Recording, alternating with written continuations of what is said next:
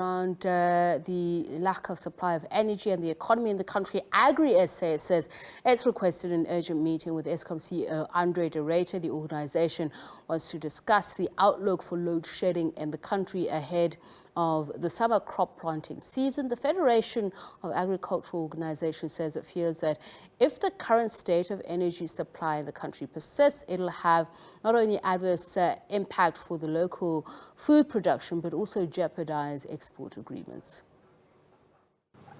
Agri-SA has acknowledged Eskom's efforts to stabilize the grid through the launch of its power purchase program.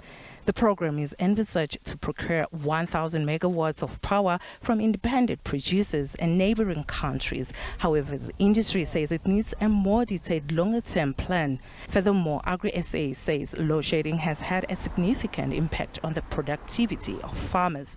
It says most farmers being forced to work fewer hours and pour more money into covering additional labor costs.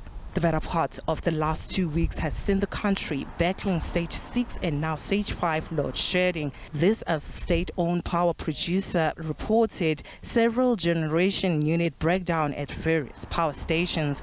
The latest bout of load shedding has seen households and businesses having to go about 6 to 10 hours without electricity supply. For many businesses, this has led to an increased dependence on diesel-powered generators, driving operational costs through the roof in most cases. Agri-SA further warns that load shedding means bad news for the industry's international relationships as persistent power cuts interfere with cold chain protocols mandated by foreign markets and can result in late shipment.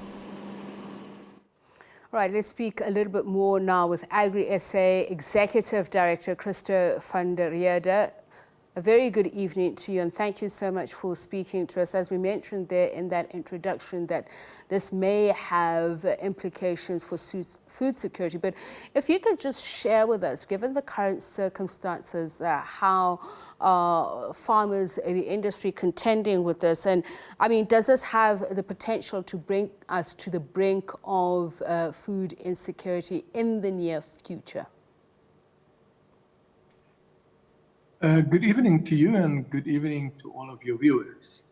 I don't want to sound alarmist. I think it's important to understand that we don't have a problem as yet in terms of food shortages and all kinds of food supply problems. The big challenge obviously is that if we continue with this trend, and we are not going to solve these problems very soon, it's certainly going to have a major impact. It already has an impact on many farming practices. Irrigation farmers struggle to keep up with their schedules. They also lose their plants if there's no irrigation, if there's no fertilizer being sprayed and all kinds of other biochemicals. And then the big problem, obviously, is on farms where there is processing taking place. You take an abattoir, for example, that meat needs to be stored in a cold storage facility, and you've got also all kinds of other perishable products that needs to be stored. And if that does not happen, it compromises the quality of the product, and at the end of the day, farmers will not be able to sell it onto the market. Electricity is a key agriculture input, as you've just mentioned, and just looking at the figures, I believe that the agricultural sector spent approximately 9 billion rands on electricity in 2021. The prices are going up. The industry has had to make means to buffer itself. Just how much more will it increase the cost of doing farming? Or does it mean that people are then also going to plant less because of fears, as you mentioned, problems with irrigation, but also you'd also have to scale down or back on the labor? I'd imagine these are just some of the implications.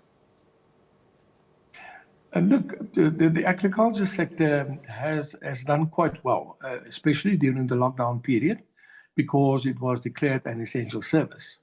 And if it wasn't for that, I think South Africa would have had a major problem in terms of food supplies.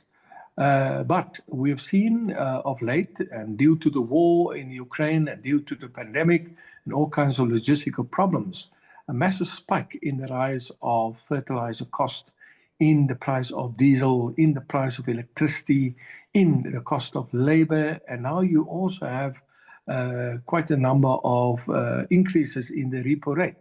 In other words, it costs much more money now, or the interest rate is very high. So the cost of capital has increased tremendously. And this presents a toxic mix to farmers, because if I'm a farmer and I have to contend with all of these costs, then I have to weigh up options. Either I reduce my labor or I reduce the number of hectares I'm going to plant, because it doesn't make sense to spend a lot of money and there's very little return on that money. And on top of it, you have load reduction as well as load shedding. Now, there's a difference between the two. Load shedding, as we know it, somehow Eskom decides it will be level 1, level 2. Currently, we've had to contend with level 6, and now it's down to level 5.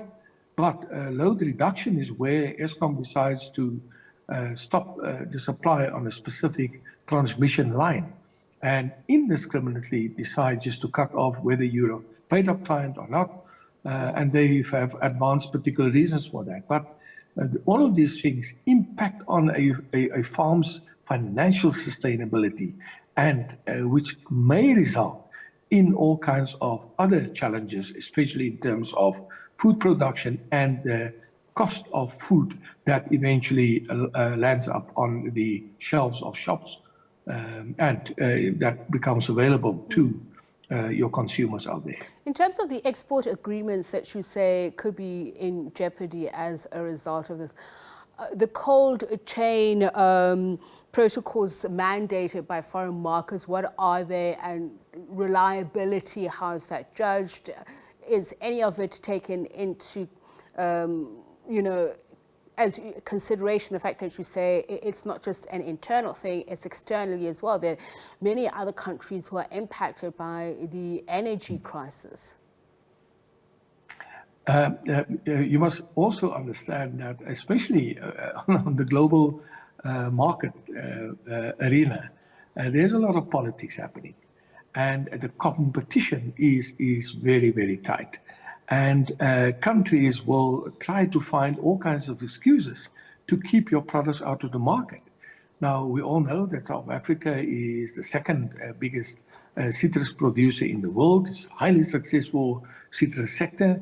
And your Spanish farmers don't like that. And they've been behind the drive through the European Union to impose very strict cold chain regulations on citrus.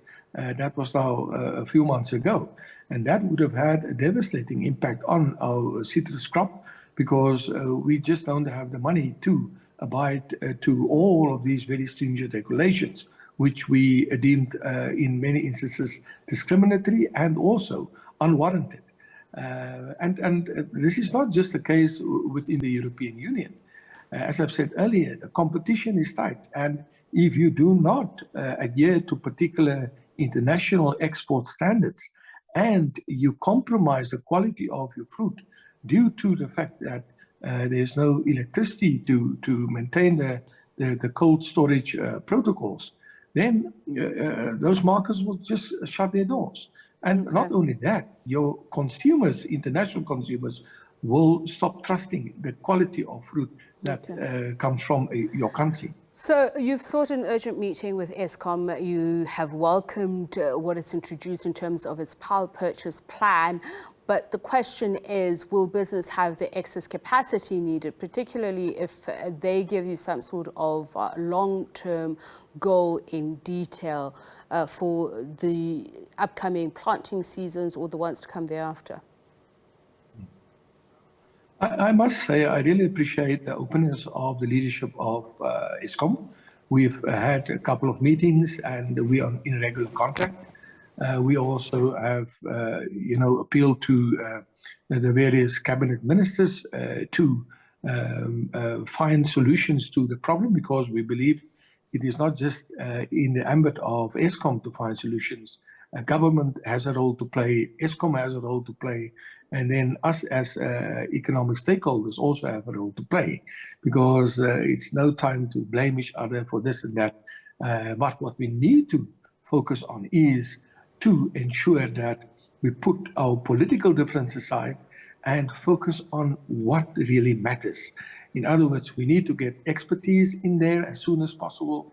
We need to open up the markets for your private sector players. And then the president has made a couple of announcements. And I think the big question for me always is, why are those plans taking so long to be implemented? The president has pronounced on it, and I think your cabinet ministers and whosoever is responsible for implementation must now make sure it's being implemented. Thank you so much for your time, Agri-SA's Executive Director Christo van der Rheede.